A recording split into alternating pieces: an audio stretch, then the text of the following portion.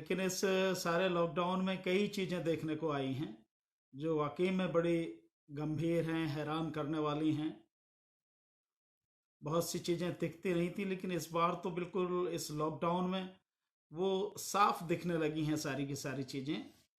जिस तरह से भेदभाव हो रहा है, लगातार जिस तरह से गरीबों को इग्नोर किया जा रहा है, जिस तरह से मजदूरों को बार बार इग्नोर किया जा रहा है और सही न्यूज़ लोगों तक नहीं पहुंच रही। तो बहुत चीज़ें हैं जो लोगों तक नहीं पहुंच रही हैं और लगातार ऐसी चीज़ें आ रही हैं जो बहुत बेचैन कर दे रही हैं। और इस सब में जो सबसे ज़्यादा दुख की बात है वो है कि जो अदालत है, कोर्ट है, सुप्रीम कोर्ट है, उसका जो रवैया सामने आ रहा है वो बहुत ही चिंताजनक है। अगर सुप्रीम कोर्ट का ये ढंग रहेगा तो वाकई में आने वाले समय में बहुत बड़ी मुसीबत होने वाली है। ऐसी ही कुछ बातें हैं जो पीछे हुई हैं जिनको लेकर वाकई में मैं मानता हूं कि हम लोगों को चर्चा करनी चाहिए और हम सब लोगों के लिए ये बहुत ही चिंतन का समय है, बहुत ही मैं कहूँ विचार करने का समय है। और ऐसे समय में भी अगर हम विचार नहीं करेंगे, समझेंगे नहीं, उनको सही जो परिप्रेक्ष्य है उसमें नहीं समझेंगे, सरकार की नीयत क्या है, बाकी सब जो हैं इनकी नीयत क्या है, ये क्यों कर रहे हैं ऐसा ऐसा, इनको क्यों करना चाहिए और क्यों नहीं करना चाहिए, इन सारी चीज़ों का हमें ध्यान रखना पड़ेगा।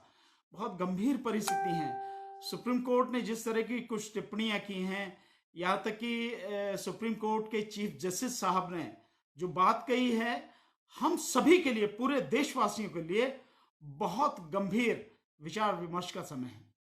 ध्यान है आपको कि सुप्रीम कोर्ट ने कहा, चीफ जस्टिस ने कहा, चीफ जस्टिस ऑफ इंडिया जो इस समय हैं, उन्होंने कहा कि आपदा के समय में तीनों अंगों को मिलकर काम करना चाहिए।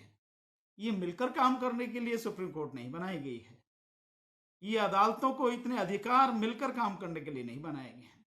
अदालतों को जो इतने अधिकार दिए गए हैं वो इसलिए दिए गए हैं ताकि अदालतें सरकार के कार्यों को वॉच कर सकें, और अगर सरकार के कार्य संविधान के अनुरूप नहीं है, देश की जनता के हित में नहीं है, देश हित में नहीं है, तो निश्चित रूप से उन पर जो है एक्शन होना चाहिए सुप्रीम कोर्ट का, क्योंकि सुप्रीम कोर्ट के अलावा तो सरकार के ऊपर कोई और एक्शन लेने वाला है नहीं।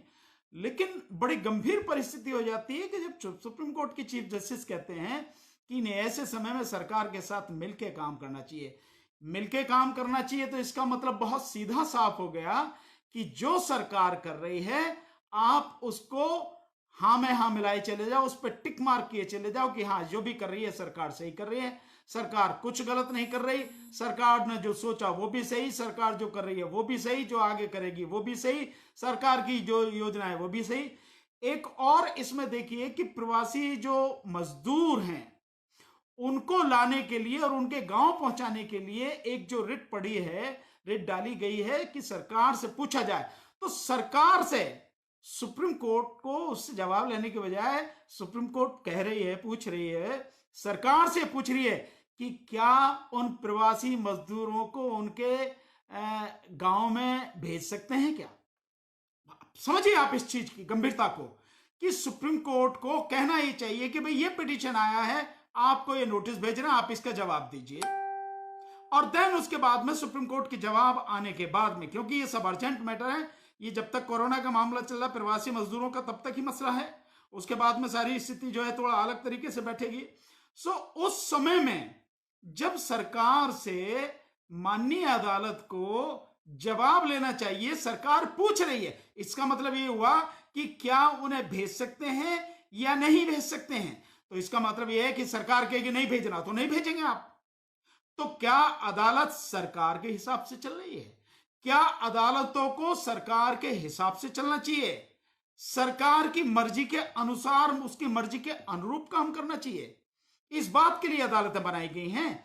जो जो तीसरा स्तंभ है लोकतंत्र का, संविधान के माध्यम से जो तीसरा स्तंभ है, क्या उसे इस तरह से काम करना चाहिए? क्या उसे इसलिए बनाया गया है कि वो सरकार से पूछे कि भाई ये कर सकते नहीं कर सकते, बल्कि उसको ये पूछना चाहिए कि ये पिटीशन आया है, आप इसका जवाब दीजिए, उससे जवाब मांगिए आप।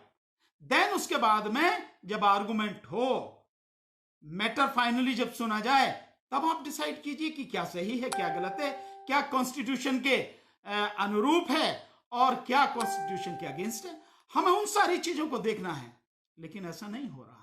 सरकार जिस तरह से काम कर रही है, अदालत, मैं समझता हूं हमारे लिए, देश के लिए सबसे बड़ी गंभीर परिस्थिति है। और इस सब में साथियों जो सबसे बड़ी एक और टिप्पणी आई है कि कोरोना के बीच में सरकार आरक्षण पर टिप्पणी कर रही है, आरक्षण पर टिप्पणी कर रही है। यह बहुत ही गंभीर मसला है और अदालत कह रही है, सुप्रीम कोर्ट कह रही है कि इसकी समीक्षा होनी चाहिए कि जो लोग 70 साल में जो इसका फायदा उठा चुके हैं, उनके अलावा का लाभ मिल सके इसकी बात। तो क्या ये जो सारी स्थिति है, क्या इस विषय में सरकार से, क्या अदालत ने इस विषय में और बहुत सी जो चीजें इसके साथ में जुड़ी हुई हैं, सब पे विचार विमर्श किया है? क्या सबकी जानकारी सरकार ने हासिल की है? क्या सरकार सुप्रीम कोर्ट ये बात कह रही है कि भाई हमें जो है इसकी समीक्षा करनी चाहिए, जिन लोगों ने इसका लाभ लिया है वो लोग इस लाभ को छोड़कर अब जिन लोगों को इसका लाभ नहीं मिला, उन लोगों तक इसका लाभ पहुंचना चाहिए। बिल्कुल सभी लोगों तक इसका लाभ पहुंचना चाहिए जो इसके लिए हकदार हैं। लेकिन क्या माननीय सुप्रीम कोर्ट ने रिजर्वेशन की तमाम पॉलिसी को पूरी उसकी जांच पड़ताल कर ली है? क्या माननीय सुप्रीम कोर्ट को यह भी पता है कि रिजर्वेशन क्या है, रिजर्वेशन क्यों है? ये अनुच्छेद 16(4) के अंतर्गत जो रिजर्वेशन सर्विसेज में दिया गया है और अनुच्छेद 330 वगैरह के इसमें जो दिया गया है, इन सब के विषय में क्या है, सुप्रीम कोर्ट को मालूम है क्या? या सुप्रीम कोर्ट ने यह टिप्पणी करने से पहले कि इसकी समीक्षा होनी चाहिए? साथियों, मैं बार बार आपसे एक रिक्वेस्ट कर रहा हूं इस बात को, क्योंकि मैं इस विषय पर बहुत एक डिटेल में एक चर्चा हमारे बीच में रहेगी। ये एक छोटा मुद्दा नहीं है। मैं समझता हूं अब हमारी जो डायरेक्ट फाइट है, आने वाले समय में हमें सुप्रीम कोर्ट के साथ निश्चित रूप से फाइट करनी पड़ेगी, संघर्ष करना पड़ेगा साथियों, क्योंकि सुप्रीम कोर्ट एक ऐसा माध्यम बन गया है जो बार बार हमारे रिजर्वेशन, आरक्षण, इस पर बिना सोचे समझे टिप्पणी करता है और इसके रास्ते में सबसे बड़ी बाधा बन गया है। इसलिए हमको इस पर बड़ी गंभीरता से सोचना पड़ेगा और सीधा, मुझे कहने में कोई शक नहीं है, कोई जरा भी झिझक नहीं है कि आने वाले समय में सुप्रीम कोर्ट से हमारा संघर्ष होना है साथियों, संघर्ष करना पड़ेगा हमें, क्योंकि जो एक अदालत न्याय करने के लिए बनाई गई है, वो न्याय करना तो दूर बल्कि अन्याय का समर्थन कर रही है, अन्याय का लगातार अन्याय के साथ में खड़ी है। आज समाज, अगर ये दलित समाज, ये शोषित पीड़ित समाज, SC ST का समाज, OBC का समाज अगर कुछ भी थोड़ा बहुत बन पाया है तो वो ये रिजर्वेशन की वजह से बन पाया। हालांकि सरकार ने रिजर्वेशन पूरी तरह से लगभग खत्म ही कर दिया है। सरकारी नौकरियों में कुछ बता नहीं, जब नौकरियां ही खत्म हो गई तो रिजर्वेशन कहां से होगा? और धड़ाधड़ प्राइवेटाइजेशन करती चली जा रही है सरकार, प्राइवेट हाथों में देती चली जा रही है। तो ये सारी की सारी चीजें हैं। तो जो कुछ बचा है, जो कुछ है या जो कुछ होना चाहिए, उसे हासिल करने के लिए हमें संघर्ष करना पड़ेगा। इसके अलावा कोई दूसरा रास्ता नहीं है। और मैं बार बार इसीलिए कह रहा हूं कि सुप्रीम कोर्ट इस मामले में लगातार हमारे रास्ते का रोड़ा बनती चली जा रही है। मैं ये शब्द इस्तेमाल कर रहा हूं, हमारे रास्ते का रोड़ा बनती चली जा रही है। कभी कहीं से कोई ना कोई पिटीशन आती है किसी भी तरह से, और उसको लेकर सुप्रीम कोर्ट एंटरटेन करती है और उसको एंटरटेन करने के बाद में जो मन में आता है वो फैसले करती है। एक कभी कोई छोटी सी खबर खुशी की आती है कि भाई ये हो गया रिजर्वेशन के ऊपर, उसके बाद तुरंत आएगी कि ये रिजर्वेशन ऐसे खत्म कर दिया सुप्रीम कोर्ट ने, ऐसे कर दिया। और अभी जो टिप्पणी आई है वो बहुत गंभीर टिप्पणी है साथियों, कि रिजर्वेशन की समीक्षा होनी चाहिए। जो लोग वेल एस्टेब्लिश्ड हैं उनको रिजर्वेशन की जरूरत नहीं है। साथियों, रिजर्वेशन का आधार ये कभी नहीं था जिसे सुप्रीम कोर्ट बनाना चाह रही है। इस मतलब यह है सीधा सीधा कि आर्थिक आधार पर सुप्रीम कोर्ट रिजर्वेशन की बात करना चाह रही है। आर्थिक आधार रिजर्वेशन के लिए, वो भी शेड्यूल कास्ट शेड्यूल ट्राइब्स के लिए, रिजर्वेशन के लिए कभी भी आधार नहीं रहा था। यह था इसका बहुत बड़ा सामाजिक आधार। क्योंकि आज की तारीख में भी कोई कितना भी बड़ा पैसे वाला व्यक्ति हो शेड्यूल कास्ट में, शेड्यूल ट्राइब्स में, लेकिन सामाजिक स्तर पर उसका मान सम्मान वो नहीं है जो जनरल समाज के व्यक्ति का हो सकता है या होता है, या जो उसके प्रति उसकी जो रेपुटेशन है समाज में वो उसकी नहीं है।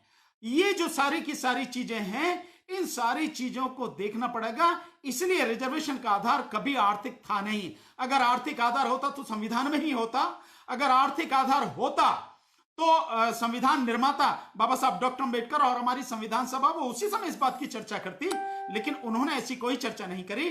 तो आर्थिक आधार नहीं, सामाजिक आधार, और बल्कि आज हम इसको रिजर्वेशन कहना बंद करेंगे। यह है हमारी हिस्सेदारी, रिप्रेजेंटेशन।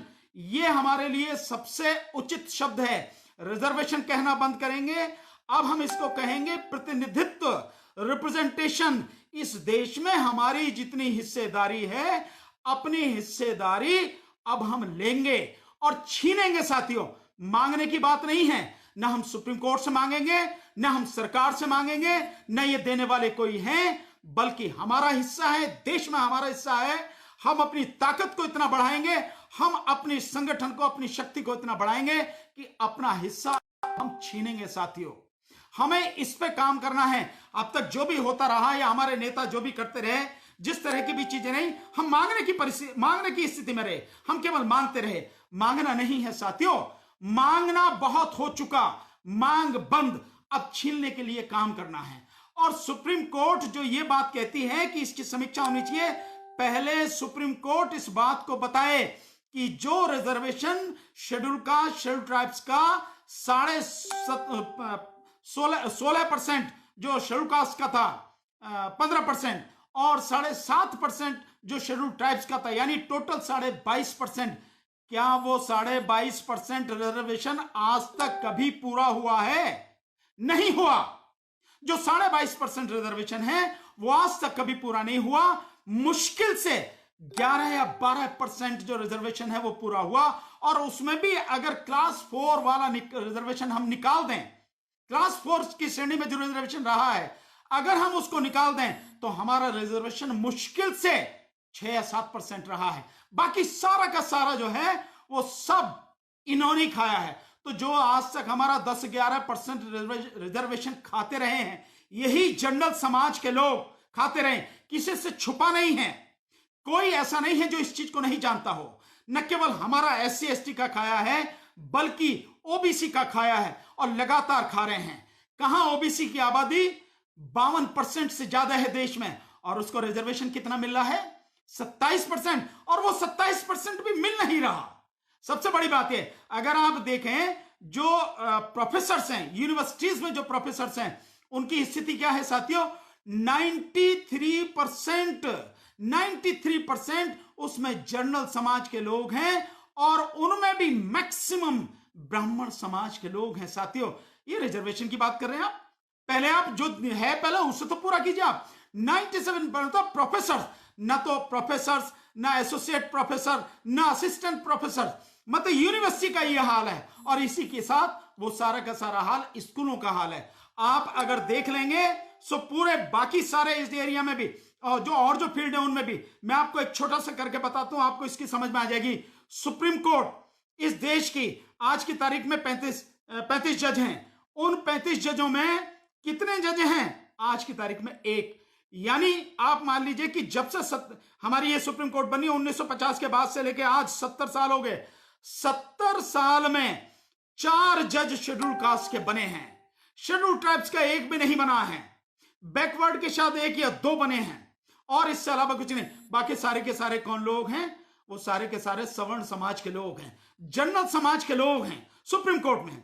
और इस देश की अदालतें जो हाई कोर्ट हैं, हर प्रदेश के हाई कोर्ट, जो पहले 18 थी, फिर 21 हुई, और आज की तारीख में वो 24 हाई कोर्ट हैं। उन 24 हाई कोर्टों में 1095 हाई कोर्ट जजेस की वैकेंसीज हैं। 1095 ये अप्रूव्ड हैं, और हैं कितने?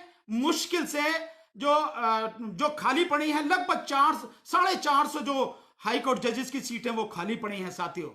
और उनमें जो भरी हुई है उसमें से 22 या 23 शेड्यूल कास्ट हैं और 22-23 के लगभग बैकवर्ड के हैं। बाकी सारे कितने हैं?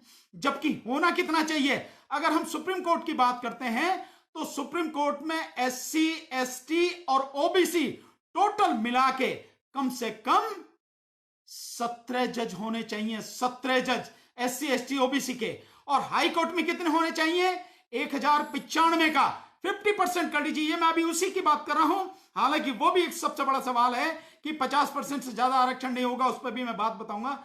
तो हम कर कितना सकते हैं? हम इसमें भी अगर हाई कोर्ट में मान लें तो हमारे कम से कम 550 जजेस हमारे होने चाहिए SC, ST और OBC के।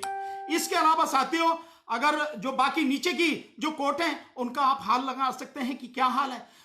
जिस तरह से हर जगह है। इसके अलावा दिल्ली यूनिवर्सिटी में जो जुड़े हुए उससे एफिलेटेड जो कॉलेज हैं वो 83 कॉलेज हैं। एक कॉलेज में शेड्यूल कास्ट जो है वो प्रिंसिपल है, बाकी किसी कॉलेज में नहीं है। OBC तो है ही नहीं कहीं। तो OBC की तो बात आप देखिए, OBC तो बहुत पीछे है। और SC, ST के रिजर्वेशन जो पूरा नहीं किया उस पर समीक्षा की बात सुप्रीम कोर्ट कर रही है। ये हमारे सामने एक बड़ी गंभीर परिस्थिति है साथियों। आज अगर हम इस सारी चीज को नहीं समझे हैं तो धीरे धीरे एक एक करके जिस तरह से हमारे सारे आगे बढ़ने के सारे रास्ते, हमारे एजुकेशन के सारे रास्ते सब खत्म कर दिए। दूसरी तरफ अगर आप देखें, इन्होंने मुस्लिमों को टारगेट पे ले रखा है। हर जगह मुस्लिम का बहिष्कार कर रहे हैं, हर जगह मुस्लिम को अपमानित कर रहे हैं। अगर वो ठेली लगाने जा रहा है, वो सब्जी बेच रहा है, तो आपने देखा अभी कितने जबरदस्त 2 उदाहरण हैं। देवरिया का एक सुरेश तिवारी जो MLA है बीजेपी का, वो, और एक वो राजपूत करके दूसरा MLA वहां से चरखारी से जो MLA है बीजेपी का, किस तरह से सब्जी वाले को धमका रहा है कि मुसलमान अगर यहां आ गया तो इतना मारेंगे जो याद रखे। मतलब इस तरह से इन्होंने लगातार लोगों को मारने की, अपमानित करने की कर रखी है सारी चीज। और सरकार और अदालत दोनों पूरी तरह से मिल चुके हैं। मीडिया पहले ही इनके कब्जे में है, मीडिया इनके हाथ में, मीडिया इनके हिसाब से सारा चल रहा। यह हमारे लिए बड़ी गंभीर परिस्थिति है साथियों कि रिजर्वेशन जिसकी आप बात कर रहे हैं, पहले तो आप उसे पूरा करें। वो पूरा नहीं है और आप चर्चा कर रहे हैं कि इसकी समीक्षा की जाए आर्थिक आधार पर। और आपने जब आज इसकी समीक्षा की बात कर रहे हैं, आपने जब जनरल को 10% रिजर्वेशन इस सरकार ने किया, उसकी समीक्षा की आपने? जब जाटों को या जो राजस्थान के जो गुर्जर हैं उनको रिजर्वेशन की बात आती है तो आप कहते हैं कि नहीं 50% से ज्यादा नहीं हो सकता। लेकिन जब 10% रिजर्वेशन आपने जो जनरल समाज के लोग हैं उनको दिया, तब आपने कोई समीक्षा नहीं की। तो ये जो चीजें हैं साथियों, हमें इस पे बहुत गंभीरता के साथ में विचार करना पड़ेगा। धीरे धीरे आप देख रहे हैं ये सरकार लुटेरों की सरकार हो गई है और ये हर किसी का हक लूट रही है। हम अगर आज की तारीख में भी नहीं जागे, हम अगर आज की तारीख में भी इकट्ठे नहीं हुए, आज की तारीख में भी इकट्ठे होके अपने समाज के लिए, अपने लिए अगर हम संघर्ष नहीं कर पाए तो साथियों हमारा होना ना होने का कोई मतलब नहीं है। हमारे पढ़े लिखे होने का, हमारे जो मजबूत होने का, हमारे पास चाहे पैसा हो या कुछ भी हो, उन सारी चीजों को कोई मतलब नहीं है अगर हम समाज के लिए आज की तारीख में लड़ नहीं पाते। और हमारे रहते रहते सब कुछ खत्म हो जा रहा। हमारे जो तथाकथित नेता हैं, MLA हैं, MP हैं, ये कोई करने वाला नहीं है। अगर ये कुछ करने वाले होते तो आज की तारीख में हम इस स्थिति में नहीं होते साथियों। समाज इस स्थिति में नहीं होता जिस स्थिति में समाज को पहुंचा दिया गया। सारे के सारे नेता, लोकसभा में 131 MP हैं शेड्यूल कास्ट के, और राज्यसभा में भी तकरीबन 15-20 के लगभग MP हैं। और इसके अलावा बैकवर्ड के हर जगह MP हैं। क्या बैकवर्ड वाले कर रहे हैं? क्या SC ST वाले कर रहे हैं? क्या कर रहे हैं ये लोग नेता? और अगर MLA की बात देखी जाए तो तकरीबन 1150 के लगभग MLA SC और ST के हैं। पूरी विधानसभा में 30 विधानसभा इस देश में, 29 विधानसभाओं में और 7 विधान परिषदों में मिला के तकरीबन 1150 एमएलए और एमएलसी हैं। क्या कर रहे हैं ये सारे के सारे लोग? इनके सबके रहते सब कुछ खत्म हो गया, सब कुछ प्राइवेट हाथों में चला गया, पूरा रिजर्वेशन खत्म हो गया, एजुकेशन का भट्टा बैठ गया, समाज बद से बदतर हालत में आ गया। और आज इस कोरोना के दौर में समाज भिखमंगी की उस पर कगार पर पहुंच चुका है, भिखमंगी के दरवाजे पर पहुंच चुका है। तो क्या कर रहे हैं? ये करना हम ही को है साथियों। इसलिए मेरा बार बार आपसे कहना है साथियों, हमें समझना पड़ेगा, हमें सोचना पड़ेगा, बहुत बढ़िया तरीके से एक रणनीति बनानी है। और अब आर पार की लड़ाई केवल सरकार से ही नहीं लड़नी साथियों, केवल सरकार से नहीं लड़नी साथियों। अब ये आर पार की लड़ाई हमें इस देश की अदालत यानी इस देश की सर्वोच्च अदालत सुप्रीम कोर्ट से भी हमें आर पार की लड़ाई लड़नी पड़ेगी साथियों। या तो रहेंगे या खत्म हो जाएंगे। इस बात की चिंता नहीं है साथियों कि हमारा क्या होगा, लेकिन मैं मानता हूं कि हमें इतना तो कम से कम सिद्ध करना ही चाहिए कि हम जिंदा इंसान हैं, मुर्दा नहीं हैं, लाशें नहीं हैं, हम बिल्कुल खत्म नहीं हो गए हैं। हम भी सोचते हैं, हमारे भी दिमाग है, हमारा भी मन है, हम भी जानते हैं, गहराई से चीजों को समझ सकते हैं। समाज के दुख दर्द से हमें सरोकार है, हमें यह सिद्ध करना पड़ेगा साथियों। जो लोग आज दो वक्त की रोटी के लिए तरस रहे हैं, जो लोग सुबह से शाम तक काम करते हैं और अपने परिवार का गुजारा ढंग से नहीं कर पाते, क्या वो लोग कर पाएंगे साथियों? नहीं कर पाएंगे, वो बहुत कमजोर हैं। करना ऐसे ही लोगों को पड़ेगा जो मजबूत हैं, जो साथी कुछ आगे बढ़ के काम कर सकते हैं। सब इसी तरह के लोगों को हमें आगे आना पड़ेगा, काम करना पड़ेगा साथियों। इस तरह की पर मुझे आपसे कहना है, आपको समझना जरूरी है साथियों कि ये हमारा काम है, हमारी जिम्मेदारी है कि हम अपने समाज के हक को लुटने न दें और इस देश में हमारा जितना हक है हम वो हक लेके रहें। ध्यान रखना, मान्यवर साहब काशीराम जी ने कहा था, हमें उस चीज को भूलना नहीं है और उसी चीज को अमल में लाना है। और जो कोई भी इसके रास्ते में आएगा, वो कोई भी हो चाहे रास्ते में आने वाला, हमें उस किसी व्यक्ति की परवाह नहीं करनी है, पैरों के नीचे तले रौंदते हुए चले जाना है ऐसे हर व्यक्ति को जो हमारे इस रास्ते में आएगा। काशीराम साहब ने कहा था कि जिसकी जितनी संख्या भारी उतनी उसकी हिस्सेदारी। तो मैं अब रिजर्वेशन की बात नहीं कर रहा हूं साथियों, मैं रिजर्वेशन की नहीं, मैं प्रतिनिधित्व की बात कर रहा हूं। मैं जो हमारा इसमें रिप्रेजेंटेशन उसकी बात कर रहा हूं, वो रिप्रेजेंटेशन न केवल शेड्यूल कास्ट का, शेड्यूल ट्राइब्स का, ओबीसी का, मुस्लिम का, क्रिश्चियन का, सिखों का, हर किसी का जिसका जितना हक है, जितना उनका रिजर्वेशन हो, जितना उनका रिप्रेजेंटेशन होना चाहिए, वो रिप्रेजेंटेशन की बात है। और अब हमें कमर कस लेनी चाहिए, क्योंकि हमें मालूम है साथियों किस तरह से इस पूरे आंदोलन में आप देख रहे हैं, लगातार आप देख रहे हैं कि कोरोना की आड़ में क्या किया जा रहा है। अभी आपने देखा 68,660 करोड़ रुपए, 68,660 करोड़ रुपए इसी मोदी सरकार ने रिजर्व बैंक के माध्यम से उन 50 सबसे बड़े लुटेरे जो हैं, जो बैंक के कर्जदार हैं, जिन्होंने कई नेशनलाइज्ड बैंक को जो है चूना लगाया, उन बैंकों के उन जो कर्जदार हैं, जिनमें मेहुल चौकसी, नीरव मोदी और विजय माल्या और ये जितने भी बड़े बड़े घोटालेबाज हैं जो शायद इनके दामाद लगते हैं, उन सब के नाम है और सबसे पहले नाम है। और इसमें एक कंपनी जो खरीदी गई है, क्योंकि ये उसमें डाल देते हैं नेशनल ट्राइब्यूनल जो बनाया गया उसके लिए, जो दिवालियेपन के लिए जो एक ट्राइब्यूनल बनाया गया है, उस ट्राइब्यूनल में डाल देते हैं। उस ट्राइब्यूनल से एक खरीदी उसने, जो बाबा रामदेव ने, उसके भी करीब 3,000 करोड़ के लगभग उसके माफ किए गए। मतलब एक तरफ कल रघुराम राजन जी से बात जो हो रही राहुल गांधी जी की, उसमें रघुराम राजन जी ने बताया कि गरीबों को इस समय मदद करने के लिए, मजदूरों को मदद करने के लिए सरकार को मात्र 65,000 करोड़ रुपए ही खर्च करने पड़ेंगे। यानी हमारी जो जीडीपी है वो 200 लाख करोड़ की हमारी जीडीपी है, और 65,000 करोड़ 1% भी नहीं है, 1% भी नहीं है 65,000 करोड़। सो इतना पैसा मात्र हमें खर्च करना पड़ेगा आज की तारीख में, इस स्थिति को, कोरोना की में मजदूरों को और गरीबों की हालत को सुधारने के लिए। इतना ही, सिर्फ इतना पैसा। लेकिन वहां पैसा सरकार नहीं खर्च कर रही।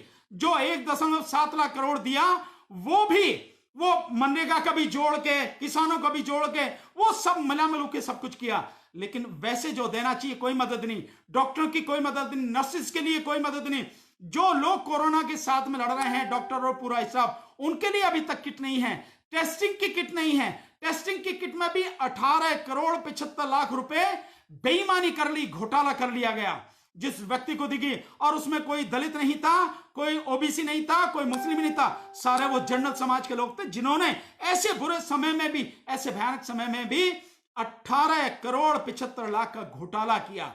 तो सारे घोटालेबाज वही हैं। सबको जिस तरह से लगातार ये सरकार घोटालेबाजों को बचा रही है, तो 68,660 करोड़ रुपए उनके माफ कर दिए, बट्टे खाते में डाल दिए। क्या सरकार कह रही है बैड लोन है, मट्टे खाते में, ये रिकवर नहीं होगा, लेकिन इनके खिलाफ कार्रवाई चल रही है। अरे कार्रवाई क्या चल रही है, ये सारा शब्दों का खेल है, तुमने माफ कर दिए। और इतना ही नहीं साथियों, और क्या किया है, पिछले 5.5 साल में इसी मोदी सरकार ने जो लोन है, जो वो लोन है 6,66,000 करोड़, 6,66,000 करोड़ लोन, जो बड़े बड़े इंडस्ट्रीज हैं, बिजनेसमैन हैं, जिनके ऊपर आज भी 11 लाख करोड़ का एनपीए है, बकाया है, बैंकों का पैसा। और बैंकों का पैसा किसका है, पब्लिक का पैसा, वो बकाया उनके माफ कर दिए। लेकिन गरीबों को देने के लिए कुछ नहीं। 65,000 करोड़ कितना है, 1% भी नहीं, जीडीपी का 1% भी नहीं है, 1% भी नहीं जीडीपी का। वो उसकी बात करें, जब मुश्किल से 4 या 5% के आसपास मान लीजिए, 4-4.5% के लगभग है, नहीं 1.5% के लगभग, इतना ही है पैसा जो गरीबों को देना, लेकिन उसके लिए भी नहीं दे रही। अमीरों को आज भी विदेशों तक से बाहर से ला रही है सरकार, और अमीरों को यहां से वहां बसों से भी भिजवा रही है। जो गुजरात से जो है, गुजरात भिजवाए गए, जो 1800 लोग थे हरिद्वार से, वहां से भिजवाए गए, वाराणसी से भिजवाए गए। लॉकडाउन के समय की बात कर रहा हूं, ये लॉकडाउन के समय में ये सब भिजवाए गए हैं, लेकिन मजदूरों के लिए नहीं है। अभी आपने देखा, न्यूज आ रही है कि मध्य प्रदेश के बॉर्डर पर रुके पड़े, जो महाराष्ट्र वगैरह से आ रहे थे, वो जो प्रवासी मजदूर, हजारों की संख्या में, वहां उनको रोक के रखा। क्यों रोक के रखा है तुमने, जब आप उनको, अमीरों को बुला सकते हो, इनको क्यों नहीं। सो बहुत गंभीर परिस्थिति है जिसमें से हम गुजर रहे हैं। इन सारी चीजों पर हमें बहुत ही तरीके से चर्चा करनी है साथियों, सोचना है साथियों, और हमें हर तरह से इन समस्याओं का समाधान करना है साथी। इसी के साथ मैं आज की बात खत्म करना चाहूंगा।